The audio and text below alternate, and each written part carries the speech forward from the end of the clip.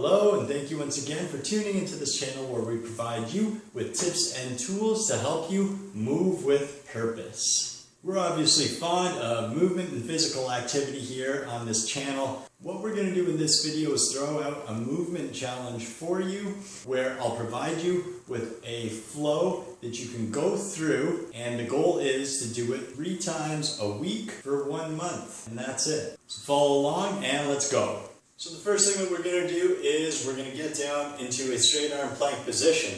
You'll notice that I'm going to spread out my fingers. I want to create as much surface area as possible with my hands. We're going to have the shoulders stacked over top of the hands to start off in a good planked position. So from here, I'm going to bring one of my feet up right beside my hand, so I'm in this nice long climber position. So the area that we're working on here is going to be in that bum thigh area, and from this position I'm thinking about being long from the crown of my head all the way down through my tailbone to that back foot. So what I'm going to start to do here is I'm actually going to open my knee up a little bit and bring it in, and I'm going to kind of do a little bit of a semicircular pattern, and I'm just scouring through those fibers in that bum thigh area, getting that hip joint well lubricated. And then once I feel fairly decent there, I'm just going to slide back into that straight arm plank position again, and I'm going to step in with the other one. I'm going to repeat that process of opening up that knee, a little bit of a semicircle motion through there. The key thing to note in this planked position, once again, is I'm filling up my mid-back a little bit. So I'm thinking of corkscrewing my hands into the ground and having those shoulder blades pinned to my rib cage and wrapping a little bit up and forward to provide that support for my shoulders. So from here, I'm going to step back into that nice planked position again. So I'm going to bring the foot up, my opposite foot up once again. So I want to add in some contractions now, so to fire up these muscles. So from here, I'm actually going to press through the ground with my front foot, and I'm going to press through the ground with my back foot and add a little bit of a scissor motion with my legs. So I'm going to do that, and I'm easing into that contraction, so I'm not just grabbing a hold of it and pounding in. So I want to make sure those muscles are firing up, that I can feel them. Then I'm going to relax, and I'm going to do a few more of those circular patterns, and you'll notice things start to open up even more. I'm going to repeat that process again, back with the other side. So repeat the same thing, a few quick little semicircle scours, and then pressing through the ground with the front, through the ground with the back, and a little bit of a scissor motion. So from here, stepping back once again. So my left side didn't feel quite as good as my right. For me, I'm going to do one more contraction over here before I get into the next thing. So now what I'm going to do is I'm going to grab a hold of my front foot, and I'm going to straighten my leg, rock back. Now I'm getting into my hamstrings here. So from here, I'm going to again draw forward into that long climber position, and then I'm going to rock back, so hips up and into a bit of a hamstring stretch.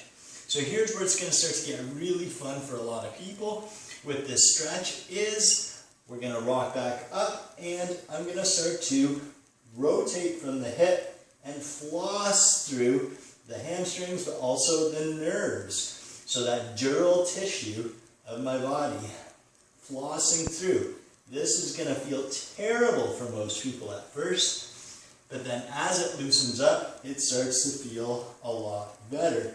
And it's going to give you a lot of freedom through that back line. Stepping back again, and then forward with the opposite side. So once again, rocking back, and from here, I'm going to start to do that floss again. Awesome. So I want to try to get that motion, not from the ankle or the knee, but the hip itself rotating back and forth. So we got a little bit more space through there. Stepping back again, we're going to come forward, once again with the opposite side, into that long climber position. What I'm going to do is I'm going to incorporate some spiral line into this, and I'm going to rotate my torso and I'm going to look up to the ceiling, reach nice and long. This is going to feel amazing. So what I see most people do from this position is they rotate their chest in towards that forward leg and up to the ceiling. You're not going to get a ton out of that rotation.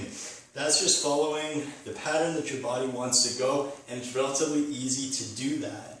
Not saying that's a bad thing, it's just different. But here we really want to get the stretch to open up.